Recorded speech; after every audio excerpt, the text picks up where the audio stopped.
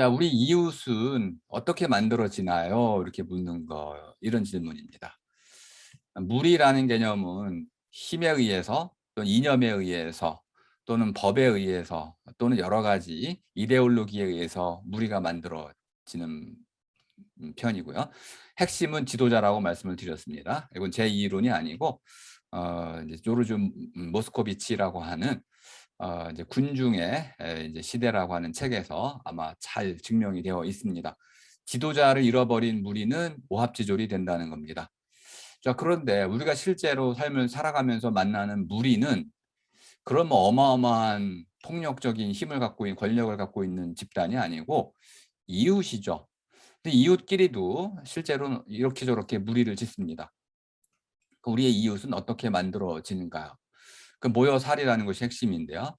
모여 사는 방식을 통해 가지고 우리는 동아리 한 대 엮이는 우리가 형성이 된다는 겁니다. 우리가 만들어지면 이웃이 생겨난다는 것이고요. 우리가 해체되면 이웃도 사라진다는 겁니다. 오늘날에는 새로운 종류의 이웃이 만들어지고 있습니다. SNS라는 것인데요. 맨 위에 보면은 소셜이라는 거는 이제 우리가 모여 사는 삶을 얘기하는 겁니다. 모여 살이, 모아리라고 제가 표현하는데 모여 사는 동아리, 모아리다운, 소셜은 모아리답다, 모아리 같다 이런 뜻입니다. 네트워크, 네트라는 건 그물이라는 뜻이고요. 네트워킹, 그물 짓는. 서비스라는 말을 우리가 번역을 못했는데 중국 사람들은 그냥 봉사라고 쓰고 있죠. 서비스라는 것은 우리말로는 이제 이바지한다 또는 뒷바라지한다 할 때 바라지입니다. 어떤 대가를 바라고 할 수도 있고요. 대가를 없이 할 수도 있습니다. 바라지라는 것은 어떤 삶을 누군가를 도와주는데 그 도와주는 정도가 주도적인 게 아니고 그냥 좀 곁들여주는 정도일 경우에 이제 바라지라고 하게 됩니다. 옆바라지, 뭐 뒷바라지, 앞바라지, 뭐 수많은 바라지 종류가 있는데요. 이렇게 해가지고 우리는 요즘 SNS를 통해 가지고 많은 사람들을 사귈 수도 있고 또 여기서 무리를 지을 수도 있고 그렇습니다. 오늘날 새로운 방식으로 무리가 탄생하고 있다는 것인데요. 자, 오늘의 주제는 무리가 아니고 우리입니다. 과연 우리란 무슨 뜻일까요? 도움받은 분을 제가 먼저 설명을 드려야 되는데요. 김정우라는 국어학자입니다. 우리에서 알과 얼로 바뀌어 왔다라는 것을 간단히 증명한 그런 논문을 소개해 드릴 텐데요. 사전에 보면 우리라는 이 말은 두 갈래로 쓰이고 있다는 걸 알 수 있습니다. 하나는 이런 가축을 넣어두는 곳, 뭐 우리가 이제 양식장에도 우리라고 쓸 수 있습니다. 물고기든 소가 됐든 무엇이든지 간에 울타리를 쳐가지고 그 안에 무엇인가를 넣어두면 전부 우리라고 할 수 있다. 뭐 사람도 뭐 그렇게 할 수 있겠죠. 사람 우리도 만들 수 있습니다. 반면에 이제 우리 일반적으로 우리가 많이 쓰는 인칭 대명사로서의 우리는 사람 자신, 나 자신을 포함한 여럿 이것을 가리키거나 자기와 친밀한 사이를 나타내는 것을 뜻한다. 인칭 대명사로도 쓰이더라 했는데 요건 뭐 그냥 사전은 결과를 실어 놓은 것이니까 그 유래를 한번 살펴볼 때는 별로 도움이 되지 않습니다. 오히려 방해가 될 때가 많죠. 김정호 선생의 글에 따르면은 우리는 고구려라는 말 속에 구려에서 유래됐다. 이런 뜻입니다. 좀 아주 놀라운 주장을 하신 건데 이 구려라는 말은 구리 또는 굴로부터 비롯됐다는 겁니다. 그러면 고라는 것은 이제 차자표기라는 건데 빌어 쓴 겁니다. 한자를 빌어서 우리말을 썼다는 건데 고라는 말은 높다라는 뜻으로 일단 이해가 됩니다. 근데 구려는 그 뜻을 잘 모르니까 요건 이제 우리말을 갖다가 한자로 표현한 것이다. 이렇게 이제 읽어내는 것이죠. 양주동 박사가 이런 거 잘했잖아요. 그래서 높은 구려다 이렇게도 이제 우리가 볼 수 있습니다. 그럼 구려가 뭘까? 구려는 우리말로 굴이라고도 할 수 있고 이를 붙여서 굴 더하기 이 하면 구리가 되겠죠. 그래서 이제 여는 법칙에 의해서 구리가 될 수도 있고 이것이 좀 더 발음의 순화를 위해서 구려 이런 식으로 변화해 왔을 거라고 추정하는 겁니다. 그럼 굴이라는 게 뭔지는 우리가 너무나 잘 알고 있죠. 파들어가는 겁니다.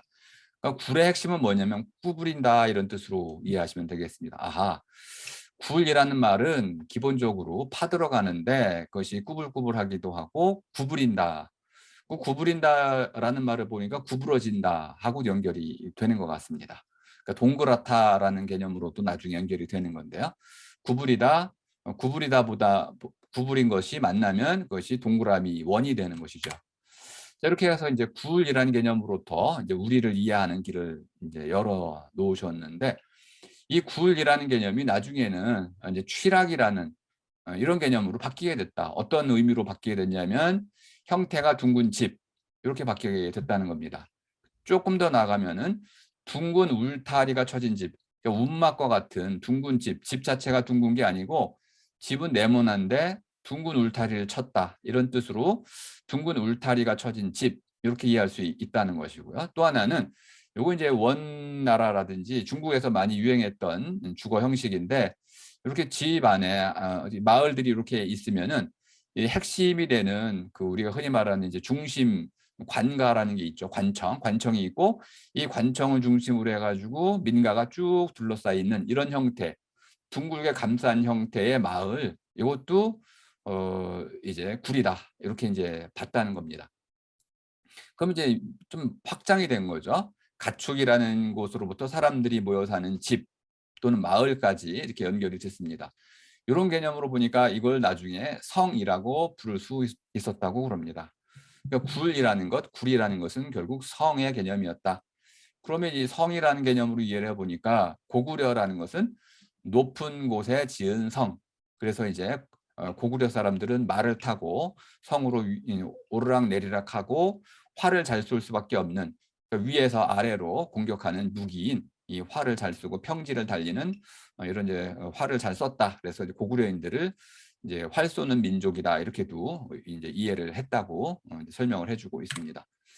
자, 그런 다음에 이제 이 울이라는 개념이 결국은 굴에서부터 나왔는데, 이 울이라는 것이 결국 이렇게 골짜기 할 때 골하고 이제 곡, 이제 이런 식으로 확장이 됐을 뿐만 아니라 울은 좀 더 나아가서 이제 아리, 방책이라고 하는 말뚝 울타리 뭐 이런 의미도 쓰이게 됐고, 메아리에도 쓰이게 됐고, 메아리, 산, 매라는 것은 이 매라는 것은 이렇게 우리가 산 매자를 쓰는 매입니다.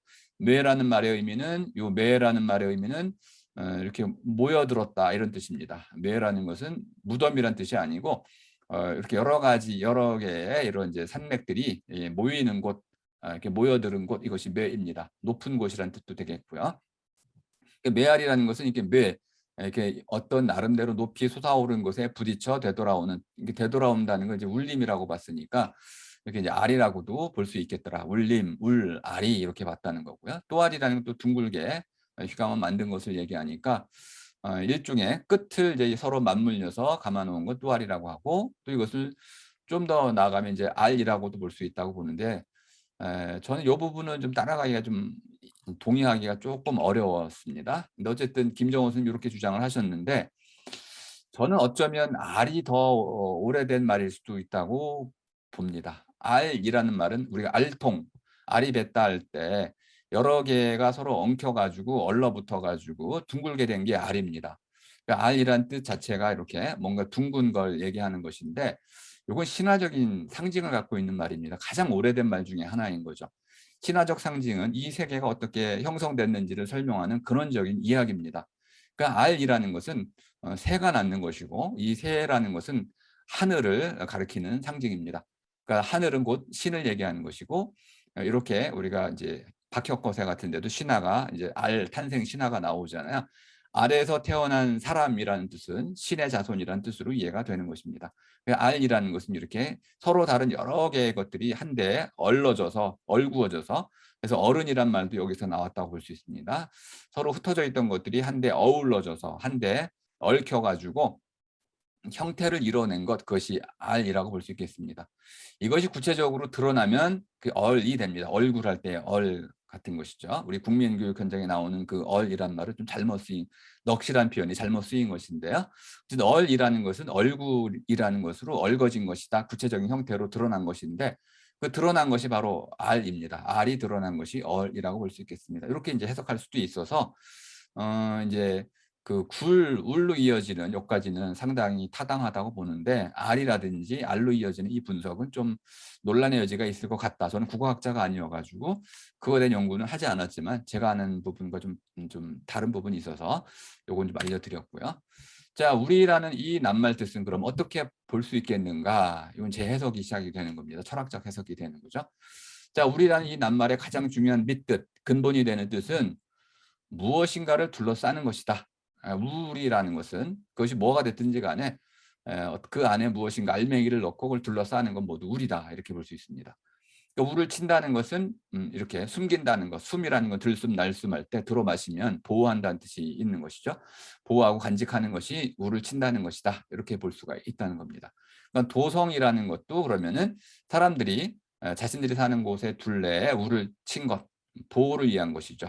이것이 바로 이제 도성이라고 말할 수 있겠다. 성이라는 것도 그렇게 볼 수 있고요. 그럼 요거는 이제 김정호 선생님의 해석을 그대로 가져오는 겁니다.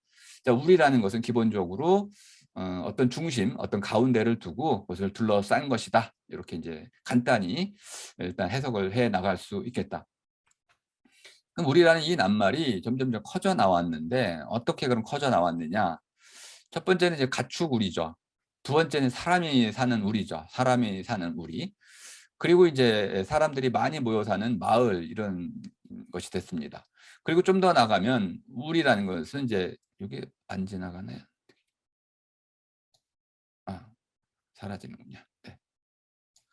자, 사람들이 살아가는 집과 마을이 형성되면은 마을살이라는 것이 형성이 됩니다. 두레와 같은 마을살이의 성격으로 우리가 생겨난다는 겁니다. 그래서 우리는 바로 이렇게 하나의 보살핌, 이제 돌봄이라는 개념으로 우리가 형성이 되는 도덕이 발생하더라.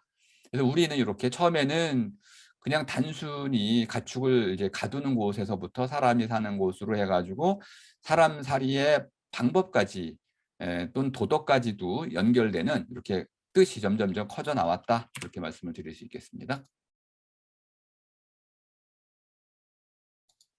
네. 자, 그럼 우리의 이 뜻매김을 좀 더 구체적으로 살펴보겠습니다. 이건 철학적인 흐름이기 때문에 여러분들이 국어학의 관점에서 이해하시면 좀 곤란합니다. 자, 우리라는 낱말 속에는 분명히 둘러침이라는 것이 있었습니다. 자, 이렇게 보면은 둘러치기가 있었습니다. 이게 이제 우리 엔클로저 운동이라고 들어보셨을지 모르겠는데요. 울타리치기라고도 우리 많이 얘기하는데 인클로저 운동 해가지고 둘러치기란 뜻입니다. 이렇게 이해를 일단 해 두시고요. 그럼 안쪽과 바깥쪽이 있다는 겁니다. 그러니까 우리라는 것은 반드시 그걸 둘러싸고 있는 안쪽이 있고 그 바깥쪽이 있다는 겁니다. 바깥쪽은 보통 적이라고 말할 수 있겠죠. 그러니까 안쪽은 우리를 상징하는 가까운 쪽이고 이건 이제 아군 할 때 우리 편이고 바깥쪽은 되게 위험한 곳 그래서 이제 적군을 상징하게 됩니다. 그러니까 우리라는 말을 쓸 때는 강한 결속력을 나타내는 것이다. 이렇게 이해하시면 되겠습니다. 또 어쨌든 우리라는 이 낱말에는 안과 밖이라는 가름이 놓여 있다. 이렇게. 그러면 이제 이 안과 밖에 그 가름이 있을 때 안쪽은 안전한 곳, 바깥쪽은 위험한 곳 이렇게 나눌 수 있다는 겁니다. 그럼 이제 우리라는 것은 위험한 바깥쪽에서 안쪽을 지키기 위해서 설계된 어떤 마을과 같은 것이다. 이렇게 이해하시면 아주 쉽게 설명이 됩니다. 근데 그 안에 있는 사람들끼리는 어 모두가 가까운 사람들이기 때문에 서로 이제 보호하고 또 적군이 쳐들어오면 맞서서 싸워야 되고 또 지난주에 제가 말씀드렸던 옥매듭으로 풀기 어려운 핏줄이라든지 혈연으로 이렇게 서로 얽혀 있는 사람들이기 때문에 똘똘 뭉쳐 살아가는 삶을 살아가게 됩니다. 그러니까 우리라는 개념은 닫힌 개념으로 이해가 된다는 겁니다. 그러다가 이것이 좀 확장이 되면 우리가 점점 더 결애라는 민족이라는 개념으로까지 확장이 될 수 있고요. 좀 더 확장이 된다면은 인류까지도 갈 수 있겠죠. 근데 현재는 우리 인류가 우리가 되지는 못했습니다.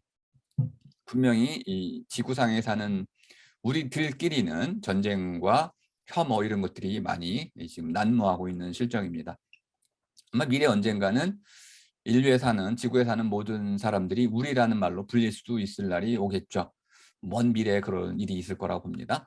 근데 이 우리 안에는 엄마 또는 뭐 이렇게 또는 갓난아기 또 할아버지 할머니 등등 해가지고 우리 흔히 말하는 이제 일륜지 대사 이런 것들을 다 할 때 많이 나타나는 거죠. 남녀 유별이라고도 많이 했지만은 저마다의 자리를 갖고 있습니다. 우리는 이런 무규정적이고 무차별적이고 일방적인 그런 관계에 사람들이 모이는 것이 아니고 저마다 다른 사람들이 모이는 것입니다. 아까 완득이 때 제가 말씀을 드리려고 했던 건데요. 우리는 서로 다르다라는 것을 전제로 해서 우리가 된다는 겁니다. 그리고 이렇게 저마다의 자리를 가질 뿐만 아니라 저마다의 권리 부분에서도 조금 차이를 갖게 됩니다. 자, 그런데 이러한 가름이라는 것이 기본적으로는 높낮이, 누가 더 잘났고 못났고 이런 개념으로 상대를 무시하거나 과시하고 이런 것으로 이어지는 건 아니고요. 서로의 어울림을 위한 것이다. 이건 본질적인 것이라는 것입니다. 참나무와 소나무가 서로 다르듯이 하지만 그들이 한데 어울려서 숲을 이루어야 하는 것처럼 이런 방식으로 가지런함이지 높낮이의 방식으로 지배와 피지배의 방식으로 서양에서 많이 이해됐던 주인과 계급의 방식으로 이해되는 것은 아니다. 요거 오히려 이거는 병적인 것이다. 이렇게 이해를 할 수 있다고 말씀을 드리고요. 자, 이제 점점 가면서 좀 더 철학적인 뜻으로 바뀌게 됩니다. 이렇게 이제 기본적인 낱말 뜻에서 우리의 현상적인 뜻을 거쳐 가지고 이제 철학의 뜻으로 좀 넘어가게 되는데요. 자, 우리는 일단 그 안에 들어온 사람들끼리는 가깝다고 느껴야 됩니다. 멀게 느끼면 우리가 안 됩니다. 가깝다라는 것은 가까움의 정도가 또 있어서 뭐 아주 가깝고 뭐 그런 정도의 차이가 또 있는데 어쨌든 이 우리라고 말해질 수 있는 사람들끼리는 서로를 가깝게 느껴야 할 뿐만 아니라 아이고 나 자신과 다른 사람을 하나라고 불러야 됩니다. 심지어 이건 사물에게도 적용이 됩니다. 우리 집 또는 우리 차 뭐 이런 거. 사물에 대해서도 우리가 정을 많이 붙이면 우리가 거기에 대해서는 우리란 이름을 붙여 쓰게 됩니다. 기본적으로 친밀감, 유대감을 나타내는 말이 우리다. 이렇게 이제 이해를 해보시면 아마 우리 일상적인 낱말 사용에서 가장 많이 쓰는 것이라고 봅니다. 우리 학교, 뭐 내 학교가 아니죠. 이건 소유의 개념을 보는 것이 아니고 내가 사랑하고 내가 입학하거나 해서 어떤 관계를 맺고 있는 그런 학교를 얘기하는 거죠. 자, 우리라는 이 말은 그러니까 나와 너를 따로 가르지 않습니다. 그러니까 마틴 부버의 시도는 우리를 잘못 이해한 거죠. 나와 너를 원래적인 실체로 보고 따로 나누어 놓고 개인주의적으로 보면 우리는 이해할 수 없는 상황이 됩니다. 그러니까 우리는 많이 이해한다면은 큰 나라고 말할 수 있는데 이때 말하는 크다라는 거는 우리말로 긋다라는 겁니다. 금을 그은 것이죠. 금을 긋고 또 그어 나가는 것입니다. 내 건 요만큼인데 금을 지웠습니다. 그러면 내 것이 없어질 수도 있고요. 또는 어제는 내가 키가 뭐 150이었는데 또 더 컸어요. 그럼 160이 됐으면은 150을 지우고 190, 160, 170으로 이제 커진 거죠. 그러니까 크다라는 것은 어떤 경계라든지 이것을 자꾸 허물어 나간다 이런 뜻입니다. 금을 그어 나간다, 지워 나간다 이런 뜻으로 이해하시면은 크다라는 것은 커나간다 이런 뜻으로 이해하시면 되겠습니다. 그러니까 우리라는 것은 너를 나 자신과 하나라는 관점에서 서로 묶어가면서도 그것을 점점점 하나의 단위로서 키워나가는 것이지 낱낱이로 따로 떨어져 있는 것은 아니다. 그래서 우리는 모두라는 하나라는 성격이 강하다. 이렇게 이제 이해를 해두시면 되겠습니다. 그래서 우리라는 개념 속에는 너와 나가 한데 어우러진다. 숲 또는 꽃밭 이런 식으로 한데 어우러진 하나가 되는데 이 하나 속에는 똑같다는 뜻이 아니라 가지런함으로 이해하셔야 된다고 말씀을 드렸습니다. 가지런함이라는 것은 서로의 다름이 존중되어야 한다는 겁니다. 이건 뭐 유교의 핵심 이론이기도 했었고요.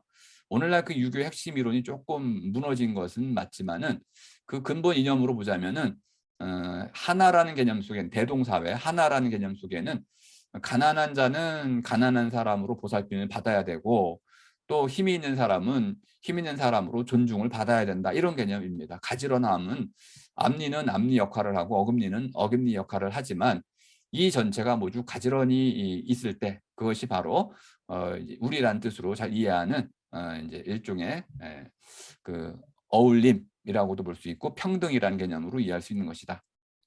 이렇게 하시면 우리는 평등한 사람들끼리의 모임이다. 이렇게 이해를 해두시면 되겠습니다. 자, 그럼 이제 우리라는 것이 이제 하나로 딱 이제 그 뜻매김을 해보자면 세 갈래로 나눌 수 있다고 저는 봅니다. 첫 번째는 일단 가장 중요한 거죠. 안과 밖을 가르는 것이다. 둘러치는 것이다. 그래서 우리 안에 들어온 사람들은 끼리 의식을 갖게 되고 또 모두 하나가 되는 반면에 밖에 있는 사람들은 배척을 받게 됩니다.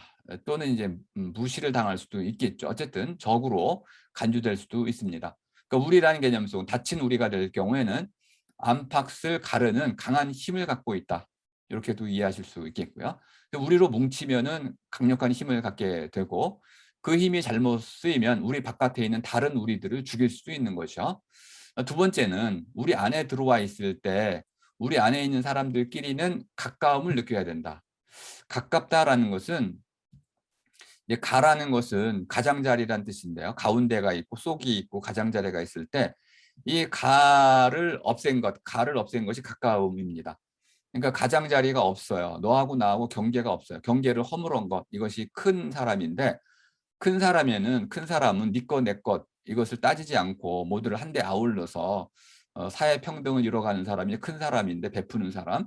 근데 이 가까움도 그런 뜻입니다. 너하고 나 사이에 무슨 허물이나 흠 이런 장벽이 없어서 그걸 허물어낸 것. 이것이 이제 가까움이죠. 사이 없는 사이. 이것이 이제 가까움이고요.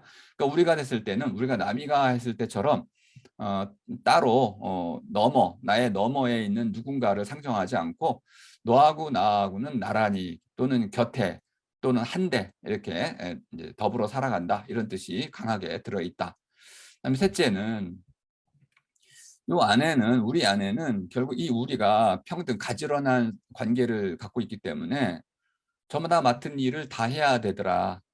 그래서 우리 안에 있는 누군가 아빠가 아빠 노릇을 안 하면 우리 집이 무너지는 거죠. 또 가끔씩 이제 아들이 문제를 일으키면 또 우리 집이 좀 위험해집니다. 그러니까 저마다의 맡은 일을 다 할 때 우리가 잘 이제 어울려 살아갈 수 있는 것이죠. 어쨌든 이런 일을 하긴 하지만은 중요한 거는 모든 것을 함께하는 공동 운명체로 살아가는 게 바로 우리다. 그래서 핵심을 저는 공동 운명체에서 잡았습니다. 자, 그럼 이제 우린 누구인가라는 이 물음으로 우린 누구인가라고 묻지 않고 부버처럼 무엇이냐고 묻지 않고 누구라고 물었을 때 어떤 답을 할 수 있냐면 첫 번째 답은 갑다라는 말은 이제 대답이란 말을 제가 우리말로 쓰는 건데요. 첫 번째 갑은 말은 우리가 누구냐라고 물으면 우리는 공동 운명체다. 이렇게 대답할 수 있다는 겁니다. 왜 공동 운명체냐? 그러면 하나의 울타리 속에 둘러싸여서 그 울타리 안에서 서로 더불어 함께 살아갈 수밖에 없기 때문에 그렇다. 이렇게 대답할 수 있다는 겁니다. 물론 우리는 그 사이 안에서 우리 안에서 가까움의 정도가 다 다를 수가 있습니다. 심지어 다툴 수도 있고요. 또 사이가 나쁠 수도 있고요. 좋을 수도 있습니다. 멀어지거나 뭐 틀어질 수도 있겠습니다. 그래도 우리 안에 우리가 묶였을 때는 공동 운명체로 살아갈 수밖에 없다라는 것이 바로 중요한 이제 뜻이다라는 겁니다. 두 번째, 우리 누구인가라고 물어보면 저는 이것이 이제 핵심이라고 보는데요. 우리가 누구인가라는 이 물음 속에 이제는 공간적이고 또는 뭐 지역, 혈연, 학연 이런 것들은 크게 와해가 됐잖아요. 여전히 이제 중요한 가치이긴 하지만은 전통 사회처럼 강력하지는 않습니다. 그래서 이제는 누구라는 우리가 누구인가 이 물음에 대한 답을 공동 운명체라는 강력한 규정보다는 조금 완화된 방식으로 규정하는 것이 바람직하지 않을까 해서 두 번째의 대답으로 제가 한번 구상하는 것은 모른 척할 수 없는 사이다 이겁니다. 모른 척할 수 없다는 것이 제가 보기엔 굉장히 중요한 우리말인데요. 모른 척한다, 외면한다, 무시한다 이런 뜻인데요. 보통 동정심이 없어서 못 살겠다 이렇게 말할 때 정이 없다.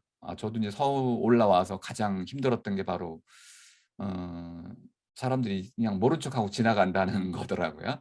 고향에 살 때는 뭐 이웃집 개도 다 알잖아요. 그랬는데 서울을 나왔더니 사람 수는 그렇게 많은데 사람들이 서로 모른 척해요. 그리고 그것이 또 나중에 돼 보니까 편하더라고요. 저도 인제 모른 척하게 되는데, 예, 이 모른 척하게 되는 것이 도시화의 아주 중요한 특징입니다. 도덕이 붕괴되는 첩경이죠. 그래서 우리가 이제 도덕 대신에 뭐 예의, 에티켓이라는 말을 쓰죠. 도덕이라는 건 강력한 요구입니다. 반면에 인제 에티켓이라는 것은 너 혼자 지키면 되는 거. 나 혼자 지키면 끝나 버리는 게 이제 에티켓이죠.